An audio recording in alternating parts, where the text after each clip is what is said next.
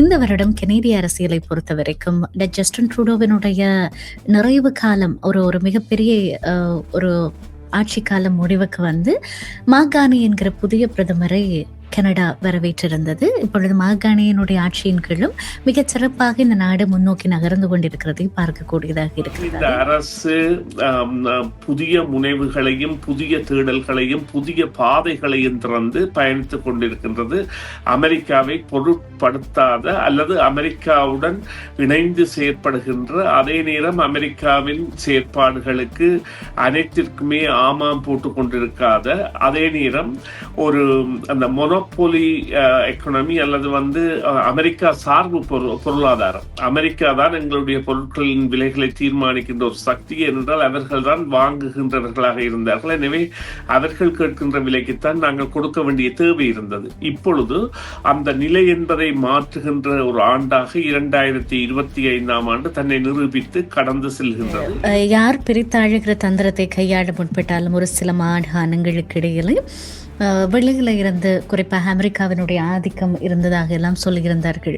இந்த மாகாண அரசுகளை பிரிப்பதில்லை. எப்படியெல்லாம் இருந்தாலுமே கூட கனடா அதை மிக நேர்த்தியான முறையில் கையாண்டிருக்கிறது. அது தீமைக்குள்ளே நிகழ்ந்திருக்கிற நன்மை மாதிரியாக அந்த சூழ்நிலையை மாற்றி இருக்கிறது என்றுதான் சொல்ல வேண்டும். அனிதா ஆனந்த் அவர்கள் தேவையான கருத்துக்களை தேவையான நேரத்தில் பகிர்வராக, அது இஸ்ரேலியர்களுக்கு எதிரான கருத்துக்களாக இருக்கலாம், அதாவது அவர்களுடைய கோரமுகம் சம்பந்தமான கருத்துக்களாக இருக்கட்டும், அல்லது இந்தியாவிற்கு ஆதரவான கருத்துக்களாக இருக்கட்டும், அல்லது கிரீன்லாந்துக்கு ஆதரவான கருத்துக்களாக இருக்கட்டும், அவ்வாறான பல கருத்துக்களை கூறுவதில் ஒரு வல்லமை சார்ந்தவராக தன்னை அடையாளப்படுத்துகின்றார். அதே இந்த குடிவரவாளர்கள் விவகாரத்தில் இவ்வாறான ஒரு நடவடிக்கைக்கு கனடா தள்ளப்பட்டது. அவர்கள் எதிர்பார்த்ததை விட அதிக அளவிலானவர்கள் வந்தது மாத்திரமல்ல, வந்தவர்களில் அதிகம் பேர் அகதி கோரிக்கையை சமர்ப்பித்தது. அது அவர்களை மிகவும் ஒரு அதல பாதாள நிலைக்கு தள்ளியது என்கின்ற ஒரு உண்மையையும் அது சார்ந்து நிற்கின்றது.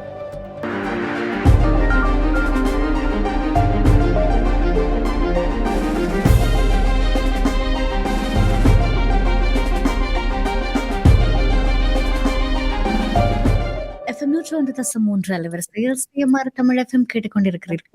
10:32 இருக்கிறது. இது வழக்கமாக நாங்கள் சமூக அரசியல் பரப்பல நிகழும் மிக முக்கியமான விடயங்களை பேசுவதற்கான நேரமாக இருக்கிறது. இது வருட இறுதி 2025 ஆண்டினுடைய நிறைவு பகுதியில் இருக்கிறோம்.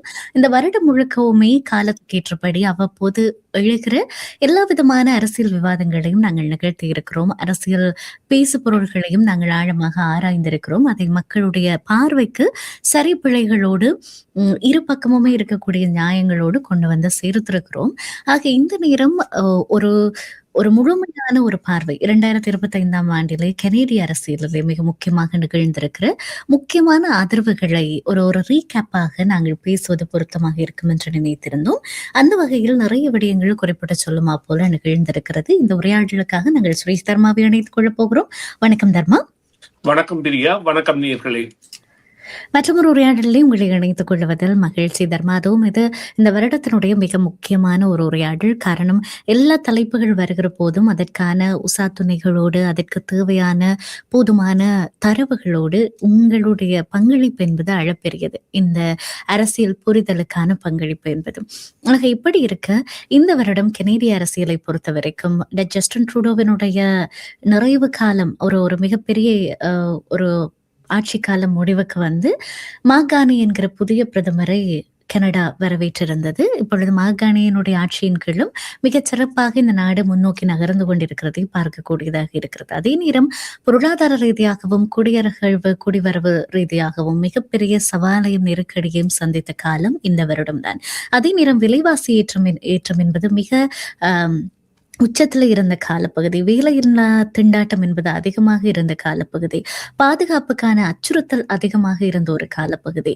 அதே போல புதிதாக பதவியேற்றிருக்கக்கூடிய கேபினெட்டிலே ஒரு தமிழ் உறுப்பினர் மிகப்பெரிய பதவிக்கு, பொது பாதுகாப்பு அமைச்சர் என்கிற ஒரு மிகப்பெரிய ஒரு பதவியை கண்டடைந்த ஒரு காலப்பகுதியும் இதுதான். அதே போல இன்னும் சொல்வதாக இருந்தால் அமெரிக்காவுக்கும் கனடாவுக்குமான வரி யுத்தமாக இருக்கட்டும், ட்ரம்ப் கனடாவை 58வது மாநிலமாக விழித்ததாக இருக்கட்டும், இப்படி நிறைய விடயங்களை நாங்கள் அடுக்கிக் கொண்டே போக முடியும் இன்றைக்கு வரைக்கும். ஆக உங்களுடைய பார்வையில இந்த வருட கனேடிய அரசியல் குறித்த பதிவு என்ன? நிச்சயமாக மிகவும் ஆழமாக தொட்டு சென்றீர்கள். இவை நிச்சயமாக ஒரு ஆராய்தலுக்கான புள்ளியை எங்களுக்கு தந்திருக்கின்றது. இவ்வாறு பார்க்க போனால் ஜஸ்டின் ட்ரூடோ அவர்கள் தனது ஆட்சி காலத்தில் இடம்பெற்ற சில சம்பவங்கள் அவருடைய பதவியை விலகுவதற்கான அழுத்தத்தை, உள்ளக அழுத்தத்தை கொடுத்திருந்தன. குறிப்பாக குடிவரவு விவகாரத்தில் தவறான முறைகள் கையாளப்பட்டதானதாகவும், அதே நேரம் இந்த பெருந்தொற்று நோய், இடர் நோய் காலத்திலான கொடுப்பனவுகள் தொடர்பான விவகாரங்களாகவும் சில விவகாரங்கள் பூதாகரமாகியதன் பின்னர் தனது பதவியை அவர் ராஜினாமா செய்து பிரதமராக இருந்து ஒரு கட்சி தேர்தலுக்கு வழிவிட்டிருந்தார். அந்த கட்சி தேர்தலில் நிச்சயமாக மாக்காணி அவர்களின் வெற்றி என்பது பல ஆண்டுகளுக்கு பிறகான ஒரு வெற்றியாக பார்க்க வேண்டும் என்று சொன்னால், எந்த ஒரு தேர்தலிலுமே உடனடியாக 86 விழுக்காடு வாக்குகளை பெற்று ஒருவர் தலைவராக தெரிவு செய்வது என்பது அண்மை காலங்களாக அல்லது கடந்த பல தசாப்தங்களாக லிபரல் கட்சியின் வரலாற்றில் இல்லாத ஒரு விடயம். மற்ற கட்சிகளில் கூட அவ்வாறு இடம்பெறுவதில்லை.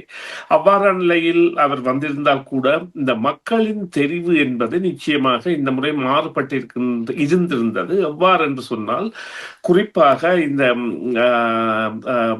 அதாவது இன்னொரு கட்சியுடனான ஆட்சி என்பதுதான் சிறுபான்மையின கட்சியின் ஆட்சி, சிறுபான்மை பலம் கொண்ட கட்சிகளின் ஆட்சியாக இருந்து வந்த பிரகாரம் படி அதற்கான துணியாக இருந்த இந்த என்டிபி தனது ஆதரவை இழந்திருந்தது. அதே போல பிளாக் குயம்பிக்குவா மற்றும் கிரீன் பார்ட்டி போன்றவை தங்களுக்குரிய ஆதரவை இழந்திருந்தன. அதே போல பீப்புள்ஸ் பார்ட்டி எனப்படுகின்ற கன்சர்வேட்டிவ் கட்சியில் இருந்து பிரிந்து ஆரம்பிக்கப்பட்ட அந்த கட்சி கூட அந்த வாக்கு வீதத்தில் குறைந்திருந்தது.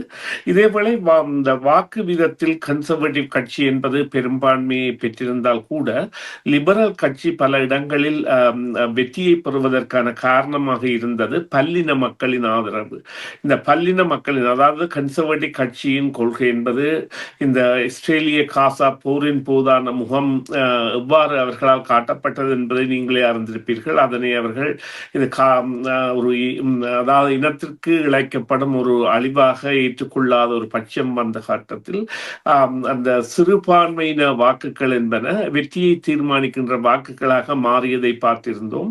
அதிலும் கசப்பான அனுபவமாக பியர் பொலிவியர் அவர்கள் கடந்து சென்றது தனது தொகுதியை இழந்தது. 20 வருட காலமாக வைத்திருந்த தனது தொகுதியை, நீப்பியான் தொகுதியை, பாராளுமன்ற தொகுதியில் சாதாரணமாக ஒருவர் பிரச்சாரம் செய்கின்றார் என்று நினைத்திருந்த பொழுது அவரது பிரச்சாரம் என்பது பியர் பொலிவியர் அவர்களை அந்த தேர்தலில் தோல்வியுற வைத்தது. எனவே அது அவருக்கான ஒரு கரையாக படிந்திருந்தது. இருந்த பொழுதிலும் அதன் பிறகு அவர் மீண்டும் ஒரு தேர்தலில் அல்பர்டாவில் பேட்டில் ரிவர் என்கின்ற தொகுதியில் போட்டியிட்டு அங்கேதான் கன்சர்வேட்டிவ் கட்சி அனைத்து தொகுதிகளிலும் கனடாவிலும் அதிக வாக்குகளை பெற்றது. எனவே அங்கிருந்த பாராளுமன்ற உறுப்பினர் தனது பதவியை ராஜினாமா செய்து இவருக்கு விட்டுக் கொடுத்திருந்தார். இதன் மூலம் பியர் பொலிவியர் மீண்டும் கதாநாயக வந்த பொழுதும் அவருக்கான தலையீடு என்பது 2026 ஆண்டு ஜனவரி வரை தொடர்ந்து செல்கின்றது. அவருக்குரிய அந்த கணிசமான அந்த ஆதரவு அலை என்பது குறைந்து செல்கின்றது. இது மறுபக்கமாக பார்ப்போமாக இருந்தால்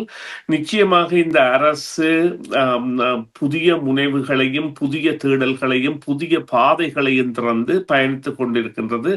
அமெரிக்காவை பொருட்படுத்தாத அல்லது அமெரிக்காவுடன் இணைந்து செயற்படுகின்ற, அதே நேரம் அமெரிக்காவின் செயற்பாடுகளுக்கு அனைத்திற்குமே ஆமாம் போட்டுக் கொண்டிருக்காத, அதே நேரம் ஒரு அந்த மொனோபோலி எக்கனாமி அல்லது அமெரிக்கா சார்பு பொருளாதாரம், அமெரிக்கா தான் எங்களுடைய பொருட்களின் விலைகளை தீர்மானிக்கின்ற ஒரு சக்தி என்றால் அவர்கள் தான் வாங்குகின்றவர்களாக இருந்தார்கள். எனவே அவர்கள் கேட்கின்ற விலைக்குத்தான் நாங்கள் கொடுக்க வேண்டிய தேவை இருந்தது. இப்பொழுது அந்த நிலை என்பதை மாற்றுகின்ற ஒரு ஆண்டாக 2025ஆம் ஆண்டு தன்னை நிரூபித்து கடந்து செல்கின்றது. இருந்த பொழுதிலும் இந்த அமெரிக்காவின் தங்குநிலை என்பதை நாங்கள் உடனடியாக தவிர்க்க முடியுமா என்றால் இல்லை. ஒரு 30 அல்லது 35% குறைக்க முடியும்.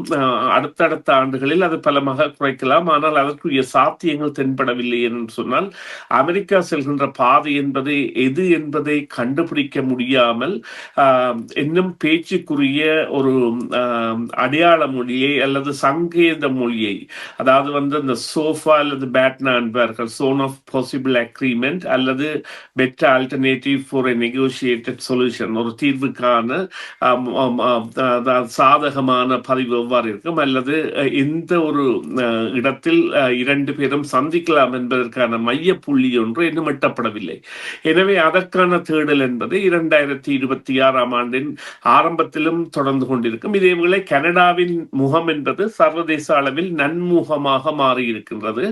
அதன் எவ்வாறு என்று சொன்னால், காணி அவர்கள் சிறந்த தலைவர் என்பதை பல திங்க் டேங்க்ஸ், பல சர்வதேச அமைப்புகளும் ஏற்று அவரை தங்களுடைய நிகழ்ச்சிகளுக்கு அழைப்பதும் அவரிடம் அந்த கலந்துரையாடல்களை மேற்கொள்வதும் நடைபெற்று வருகின்றது. அதே போன்று அவருடைய பயணங்கள் என்பதும் பல நாடுகளை நோக்கியும், அதாவது அது G7ஆக இருக்கலாம், இங்கே நடந்தது G20ஆக இருக்கலாம் சவுத் ஆப்பிரிக்காவில், ஏசியானாக இருக்கலாம் மலேசியா என்று தான் நினைக்கின்றது, அல்லது மலேசியா சிங்கப்பூர், அதே போல சவுத் கொரியாவில் நடைபெற்ற ஏபெக், ஆசிய பசிபிக் எக்கனாமிக் கான்ஃபரன்ஸ், அவர்களுடைய மகாநாடாக இருக்கட்டும், எல்லா இடமும் சென்று வந்தார்.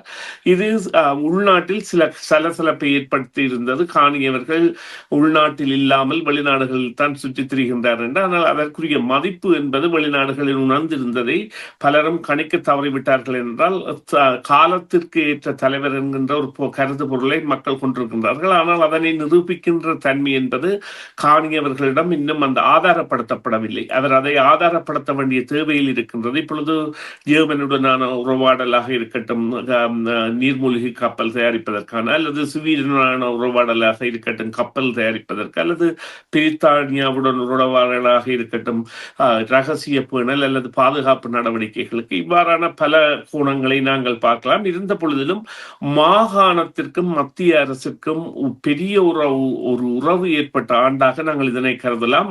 அதுதான் மிகவும் ஒரு அதாவது வந்து ஒரு பெருமதியான நிகழ்வாக நாங்கள் எடுத்து பார்க்கக்கூடியது. நிச்சயமாக யார் பிரித்தாழுகிற தந்திரத்தை கையாள முற்பட்டாலும் ஒரு சில மாகாணங்களுக்கு இடையிலே வெளியில இருந்து, குறிப்பாக அமெரிக்காவினுடைய ஆதிக்கம் இருந்ததாக எல்லாம் சொல்லியிருந்தார்கள் இந்த மாகாண அரசுகளை பிரிப்பதில். இப்படியெல்லாம் இருந்தாலுமே கூட கனடா அதை மிக நேர்த்தியான முறையில் கையாண்டிருக்கிறது. அது தீமைக்குள்ளே நிகழ்ந்திருக்கிற நன்மை மாதிரியாக அந்த சூழ்நிலையை மாற்றி இருக்கிறது என்றுதான் சொல்ல வேண்டும். ஆனால் அப்போது லிபரல் பதவியேற்று நீண்ட காலமாகிறது, 1 வருடம் நிறைவடைந்து விட்டது என்று நினைக்கிறேன். ஆக இந்த வருடம் ஆரம்பிக்கிற நேரம் முதற்கொண்டு நிறைய பிரச்சனைகள் இருந்தது. இப்பொழுதுமே அந்த பிரச்சனைகள் தொடர்வதைத்தான் பார்க்கக்கூடியதாக இருக்கிறது. உங்களுடைய கருத்து கணிப்பின்படி, இல்லாவிட்டால் உங்களுடைய பார்வையின்படி என்னென்ன விடயங்கள் மாறி இருக்கிறது?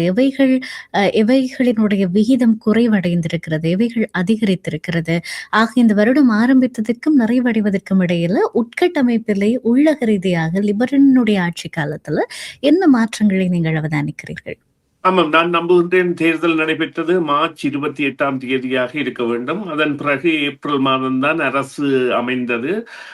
அந்த வகையில் பார்த்தோமானால் அவர்கள் ஒரு 3 காலாண்டுகளை நிறைவு செய்கின்ற ஒரு காலமாக பார்ப்போமாக இருந்தால், இந்த 3 காலாண்டிலும் அவர்களிடையே இந்த தலைமைத்துவத்திற்கான தகுதிகள் என்பன பேணப்படுகின்ற அல்லது அவை அடையாளப்படுத்தப்படுகின்ற சங்கதிகள் என்பன இன்னுமே இடம்பெறாததாக இருக்கின்றது. இப்பொழுது குறிப்பாக கூறுவோமாக இருந்தால், அமெரிக்காவுடனான பேச்சுவார்த்தைகளாக இருக்கட்டும் அல்லது வேறு விடயங்களாக, ஆனால் ஆணித்தரமான கருத்துக்களை தெரிவிப்பவர்களாக அவர்கள் அடையாளம் காணப்படுகின்றனர். குறிப்பாக அனிதா ஆனந்த் அவர்கள் தேவையான கருத்துக்களை தேவையான நேரத்தில் பகிர்பவராக, அது இஸ்ரேலியர்களுக்கு எதிரான கருத்துக்களாக இருக்கலாம், அதாவது வந்து அவர்களுடைய கோரமுகம் சம்பந்தமான கருத்துக்களாக இருக்கட்டும், அல்லது இந்தியாவிற்கு ஆதரவான கருத்துக்களாக இருக்கட்டும், அல்லது கிரீன்லாந்துக்கு ஆதரவான கருத்துக்களாக இருக்கட்டும், அவ்வாறான பல கருத்துக்களை கூறுவதில் ஒரு வல்லமை சார்ந்தவராக தன்னை அடையாளப்படுத்துகின்றார். அதே போன்று இப்பொழுது இந்த அமெரிக்க பேச்சுவார்த்தை குழு தன்னை நிச்சயமாக ஒரு அடையாளப்படுத்த வேண்டிய தேவை சேவையை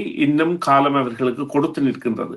இந்த நிலையில் நாங்கள் பார்ப்போமாக இருந்தால் நிச்சயமாக இந்த ஒரு சிறுபான்மை அரசால் பல தீர்மானங்கள், அதாவது அவர்கள் விரும்புகின்ற பல தீர்மானங்களை எடுக்க முடியாதபடி நம்பிக்கையில்லா தீர்மானங்கள் கொண்டு வரக்கூடிய சாத்திய கூறுகள் அவர்களுடைய வரவு செலவு திட்ட நிறைவேற்றலின் பொழுதே நாங்கள் கண்டுகொண்டோம். நவம்பர் மாதம் இடம்பெற்ற வரவு செலவு, நவம்பர் என்று தான் நிற்கின்றேன், நவம்பர் மாதம் இடம்பெற்ற வரவு செலவு திட்ட நிறைவேற்றலின் பொழுது எவ்வாறு ஒரு கபட நாடகத்தை கன்சர்வேட்டிவ் கட்சி ஆட முயன்றும் அனைவரும் வாக்களித்தபடியால் 2 பேர் மறைந்திருந்து வாக்களிக்காமல் தவிர்ப்பதற்காக பிறகு தங்களுடைய கருவிகள், அதாவது வயர்லெஸ் அல்லது வைஃபை வேலை செய்யவில்லை என்று வந்து நேரடியாக வாக்களித்ததை எல்லாம் காணக்கூடியதாக இருந்தது. இது எதை காட்டுகின்றது என்றால், எந்த நேரமும் ஒரு தேர்தலுக்கான சாதகம் வந்தால் நிச்சயமாக எதிர்க்கட்சி அதனை பாவிக்கும். ஆனால் தங்களுக்கான ஆதரவு நாடி எவ்வளவு தூரம் இருக்கின்றது என்பதை பொறுத்துத்தான் அவர்கள் செய்வார்கள்.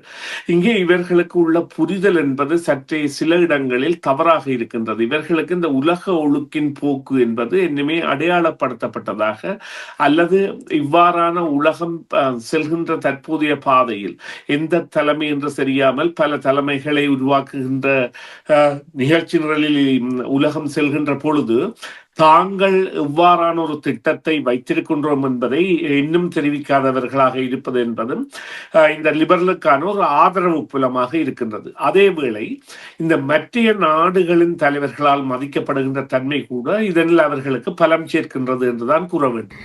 நிச்சயமாக அது ஒரு நல்ல விடயம். நீங்கள் லிபரல் ஆட்சி காலத்தில் நிகழ்ந்திருக்கிற நல்ல சொல்லக்கூடியதான மாற்றங்கள் பற்றி பேசியிருந்தீர்கள். அதே நேரம் மக்கள் விழிப்பாக இருக்கிறார்கள். இங்கே இருக்கிற குடிவரவு குடியகல்வு தொடர்பாக இருந்திருக்கக்கூடிய நெருக்கடி நிலைகள், இப்பொழுது நிரந்தர வதிவிடத்தை பெற்றுக்கொள்வதில் இருக்கிற சிக்கல்கள், அதில் இருக்கிற காலதாமதங்கள், அது உணரப்படாமல் செய்யப்பட்டிருக்கிற ஒரு மெஸ்ஸியாக கொண்டு வரப்பட்டிருக்கிற அந்த சூழ்நிலை, ஏறி இருக்கிற விலைவாசி ஏற்றம், வேலையில்லா திண்டாட்டம், இவைகள் எல்லாம் குறித்து மக்கள் இன்னமுமே விசனத்தோடு தான் இருக்கிறார்கள். ஆக இனி வருகிற புதிய ஆண்டிலேயாவது இன்னும் காத்திரமான முயற்சிகள் எடுக்கப்படுமாக இருந்தால் நிச்சயமாக அது கனேடியர்களுக்கு ஒரு கொஞ்சம் லேசாக உணரக்கூடியதாக இருக்கும். காரணம், கோவிடுக்கு முன்னும் கனடாவை கேட்டால் இது ஒரு வாழ்வதற்கு தகுதியான ஒரு நாடு என்று சொல்லுவார்கள். ஆனால் இப்பொழுது இங்க இருக்கக்கூடிய சூழ்நிலை வாழ்க்கை செலவு அதிகமாக்கி இருக்கிறதுனால ஒரு எளிமையான சாதாரண வாழ்க்கையை வாழ்வது கூட சவாலான ஒன்றாக இருக்கிறது. ஆக அடுத்த வருடம் கனேடியர்களுக்கு இது இன்னும் கொஞ்சம் லேசாக இருக்க அரசாங்கம் வழிகளை செய்யுமாக இருந்தால் உண்மையிலுமே பாராட்ட வேண்டிய ஒன்றும்.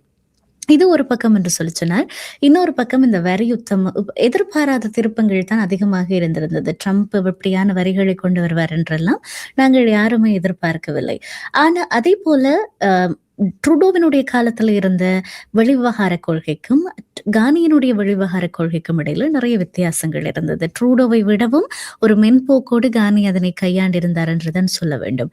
ஆக இந்த வருடம் கானியினுடைய ஆட்சி காலத்திலே கனடாவினுடைய வெளியுறவு கொள்கை குறித்து உங்களுடைய கருத்தின, குறிப்பாக அது உக்ரைனாக இருக்கலாம், இஸ்ரேலோடாக இருக்கலாம், அமெரிக்காவோடாக இருக்கலாம், இந்தியாவோடாக இருக்கலாம், G7 ஏனைய நாடுகளோடாக இருக்கலாம், இவைகள் குறித்து உங்களுடைய கருத்தின? இல்லை, நிச்சயமாக நீங்கள் குறிப்பிட்டு சென்ற சில அதாவது புள்ளிகள் மிகவும் வரவேற்கத்தக்கவை. நிச்சயமாக இந்த குடிவரவாளர்கள் விவகாரத்தில் இவ்வாறான ஒரு நடவடிக்கைக்கு கனடா தள்ளப்பட்டது. அவர்கள் எதிர்பார்த்ததை விட அதிக அளவிலானவர்கள் வந்தது மாத்திரமல்ல, வந்தவர்களில் அதிகம் பேர் அகதி கோரிக்கையை சமர்ப்பித்தது. அது அவர்களை மிகவும் ஒரு அதல பாதாள நிலைக்கு தள்ளியது என்கின்ற ஒரு உண்மையையும் அது சார்ந்து நிற்கின்றது. இருந்த பொழுதிலும் இந்த புதிய நடைமுறையில் வந்திருக்கின்ற இந்த எவ்வாறு கூறுவதென்றால், இந்த நிரந்தர பதிவுரிமையாளர்களுக்கான தடைகள் என்பன நீங்கள் குறிப்பிட்டது போல இந்த பாயிண்ட் சிஸ்டம் என்ற ஒன்றை கொண்டு வந்திருக்கின்றார்கள். அதன்படி அவர்கள் தங்களுடைய தொழில்களில் தொழில் செய்பவர்களாக இருந்தால் அவர்களுக்குரிய புள்ளிகள் கூட அதிகமாக வழங்கப்படுகின்ற தன்மை என்பனவெல்லாம் இருக்கின்றன. எனினும் அவை பற்றிய மீளாய்வுகள் எல்லாம் எதிர்வரும் காலங்களில் மேற்கொள்ளப்பட வேண்டிய தேவை இருக்கின்றது. 2025 2027 ஆண்டு வரையான தங்களுக்குரிய குடிவரவாளர்களின் தொகையை அவர்கள் குறைத்திருந்தாலும் தற்பொழுதுள்ள குடிவரவாளர்களை அவர்கள் மதித்தே ஆக வேண்டும். அவர்களுக்குரிய வழிமுறைகளை ஆக்க வேண்டும் என்றால் கனடாவில் வயது முதிர்ந்தவர்களின் தொகை என்பது அதிகரித்து வருகின்றது. அது தாதிமார்களின் தேவைகளை சில வேளைகளில் இல்லாமல் செய்யலாம். புதிய AI தொழில்நுட்பத்தின் மூலமான மருந்து அளவீடுகளோ அல்லது மருந்து கொடுப்பீடுகளோ அனைத்தும் கண்காணிக்கப்படுவதாக இருந்தாலும் இந்த பர்சனல் கேர் ஒர்க்கர் மற்றும் டைரக்ட் கேர் ஒர்க்கர் என்கின்ற பராமரித்தலுக்கானவர்களின் தேவை என்பதும் மற்றது ஃபுட் ஹேண்ட்லர் போன்றவர்களுக்கான தேவை என்பதும் அதிகரித்து செல்கின்ற பொழுது இந்த தளர்ச்சிகள் வரப்பட்டு இங்கே இருப்பவர்கள் நிச்சயமாக ஒரு சாதாரண வாழ்நிலைக்கு வருவார்கள் என நம்புவோம். அவர்களுக்குரிய விடுதலுக்கான ஆண்டாக 2026 இருக்கும் என்று நம்புவோம்.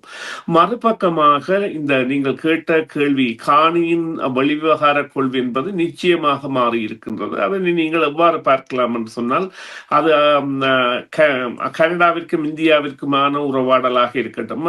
அதன் பொழுதான அவர்களுடைய ஆரோக்கியமான பங்காடல் என்பதை ஜெயசங்கர் அவரும் ஒரு தமிழர், அவரும் ஒரு அதே போல அனிதா ஆனந்த் ஒரு தாய் பஞ்சாபை சேர்ந்தவராக இருந்தாலும் தகப்பன் தமிழர், இருவருக்கும் இடையான உறவாடல் என்பது கனடாவில் உள்ள சீக்கிய எதிர்ப்பு தீவிரவாத உணர்வுள்ளவர்களிடையே கோபத்தை கூட ஏற்படுத்தி இருந்தது. எவ்வாறு கனடா இவ்வாறு செய்யலாம் உறவாடல் நெருக்கமாக என்று. ஆனால் அதற்குரிய வழியை ஏற்படுத்தி கொடுத்தவர் காணிதான் என்பதை அவர்கள் மறந்து விட்டார்கள். இருந்த பொழுதும் இந்திரா காந்தியை சுட்டது போன்ற ஒரு புகைப்படத்தில் கூட அனிதா ஆனந்தை அடையாளப்படுத்துகின்ற அளவிற்கு அவர்களுடைய இந்த வன்முகம் தெரிவித்ததற்கான காரணம் இந்த வெளிநாட்டு கொள்கைகளில் ஏற்பட்ட மாற்றம். இந்த வெளிநாட்டு கொள்கைகளில் ஏற்பட்ட மாற்றங்களில் உக்ரைனுக்கான உதவிகள் என்பன தொடர்ந்தும் தாராளமயப்படுத்தப்பட்டதை காணக்கூடியதாக இருக்கின்றது. இருந்த பொழுதிலும் இஸ்ரேலுடனான உறவு என்பது நிச்சயமாக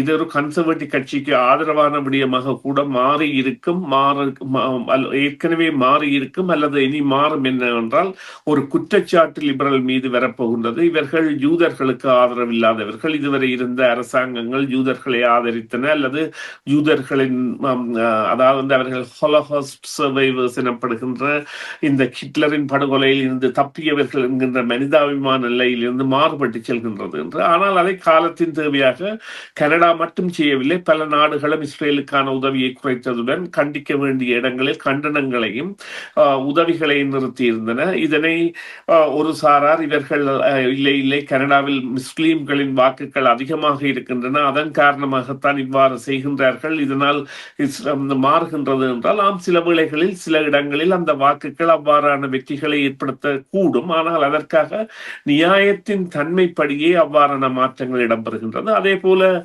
மத்திய கிழக்கை முதலீட்டு துறைக்குள் கொண்டு வருவதற்கான முயற்சி எடுக்கப்பட்டு அதன் விளைவுகள் கூட அடையாளப்படுத்தப்பட்டிருக்கின்றன. எனவே இவ்வாறான நிலைமைகள் அதைவிட இந்த அந்த மாகாணங்கள் அனைத்தும் ஒரே குரலில் இப்பொழுது டீம் கனடா அடுத்த வருடம் நீங்கள் பார்க்க போகின்றது. இன்றைய செய்தி மாகாணங்கள் அனைத்தின் குரலும் ஒன்றாக டீம் கனடா என்கின்ற வகையில் அவை மேலெழப் போகின்றன. அவ்வாறாக அவர்கள் இந்த அரசுடன் இணைந்து அல்லது காணியை கூட அவர்கள் நெருக்கடி கொடுத்து வெளிப்படைத்தன்மைகளை பேணுவதற்கான செயற்பாடுகளை கூட மேற்கொண்டு தங்கள் பங்களிப்பை வழங்கப் போகின்றார்கள். இங்கே 2-3 சஞ்சலப்படக்கூடிய விடயங்கள் இருக்கின்றன. ஒன்று அல்பர்டா என்பது, ஆனால் அது குறைந்திருக்கின்றது. அல்பர்டா ஒரு தனி மாகாணமாக மாற வேண்டும் என்பதையும் அவர்கள் CPP அந்த கனேடியன் பென்ஷன் பிளானில் இருந்து விடுபட்டு தாங்கள் ஒரு திட்டத்தை கொண்டு வர வேண்டும் என்பதையும் அந்த ஓட்டோனோமி அதாவது அல்பர்டாவிற்கான அதிகாரங்கள் அதிகம் வழங்கப்பட வேண்டும் போன்றவற்றை கோரியிருந்தாலும் தற்பொழுது நிலைமைகளில் சற்றே மாறுபாடு தெரிகின்றது. அதே போல ஒன்றாரியோவை எடுத்தால் ஃபோர்ட் அவர்களின் அரசு கடந்த ஆண்டு நடைபெற்ற தேர்தலில் 3வது முறையாக வெற்றி பெற்றிருந்தாலும் அவர்களுடைய மறைமுக வழக்குகள் பல இருக்கின்றன என்பதை சாதாரணமாக கடந்து செல்ல முடியாத அளவிற்கு இந்த கிரீன் பெல்ட் லேண்ட் எனப்படுகின்ற 7500 ஏக்கர் காணியை வீடுகள் கட்டுவதற்காக கொடுத்தது தொடர்பான வழக்கை RCMP தொடர்ந்து விசாரித்துக் கொண்டிருக்கின்றது. அதே போல இன்னொரு ஸ்கில்ஸ் டெவலப்மெண்ட் என்பதற்காக அதாவது தொழில்துறைகளில் விருத்திகள் செய்வதற்கான பண கொடுப்பனவில் முரண்பாடுகள் இந்த விடயத்தை ஓபிபி விசாரித்துக் கொண்டிருக்கிறது, ஒன்றாரியோ ப்ரொவின்சியல் போலீஸ். அதே போல இந்த இன்டெகிரிட்டி கமிஷனர் என்பவர் சிலவற்றை விசாரித்துக் கொண்டிருக்கிறார். அதே போல ஆடிட்டர் ஜெனரல் ஆஃப் ஒன்டாரியோ பல விடயங்களை விசாரித்துக் கொண்டிருக்கிறார். இருந்த பொழுதிலும் இந்த ஒன்டாரியோ முதல்வரின் முகம் என்பது அமெரிக்காவில் காணியை ஒத்த அளவிற்கு அல்லது காணியை விட பிரபல்யமாகின்ற அளவிற்கு சென்றிருந்தது அவருடைய செயற்பாடுகள் காரணமாக என்கின்ற ஒரு உண்மையையும் நாங்கள் கடந்து செல்ல முடியாது. இதுவும் அதாவது எவ்வாறு காட்டுகின்றது என்றால், வெளிநாட்டு கொள்கைகளில் கூட மாகாணங்களும் மத்திய அரசும் சேர்ந்து பயணிக்கின்ற ஒரு செயற்பாடு இந்த 2025 அடையாளப்படுத்தப்பட்டிருக்கின்றது. அது உண்மை. நிச்சயமாக. மிக்க நன்றி சுரேஷ் தர்மா. போதுமான அளவுக்கு இந்த வருடம் லிபரலினுடைய ஆட்சியின் கீழே நிகழ்ந்திருக்கிற முக்கியமான அரசியல், பொருளாதார உட்கட்டமைப்பு, வெளிவிவகார மாற்றங்கள் குறித்து நாங்கள் பேசியிருந்திருந்தோம். முழுவதுமாக ஒரு மீள்பார்வை செலுத்துவதற்கு இது உதவியாக இருந்தது. மிக்க நன்றி இந்த உரையாடலில் இணைந்து கொண்டமைக்காக. நன்றி பிரியா. நன்றி நேர்களே. மீண்டும் ஒரு பொழுதில் சந்திப்போம். டிவிஐ யூடியூப் சேனலில் இணைந்திருக்கும் நேர்கள் அனைவருக்கும் எமது நன்றி. எமது காணொளி தொகுப்புகளை தொடர்ந்து நீங்கள் பார்வையிடுவதற்கு கீழிருக்கின்ற பெல் பட்டனை அழுத்துவதனூடாக நோட்டிபிகேஷனில் பல காணொளி தொகுப்புகள் உடனுக்குடன் உங்களை வந்து சேரும். அருகில் இருக்கின்ற முக்கிய காணொளி தொகுப்புகளையும் பார்வையிட தவறாதீர்கள்.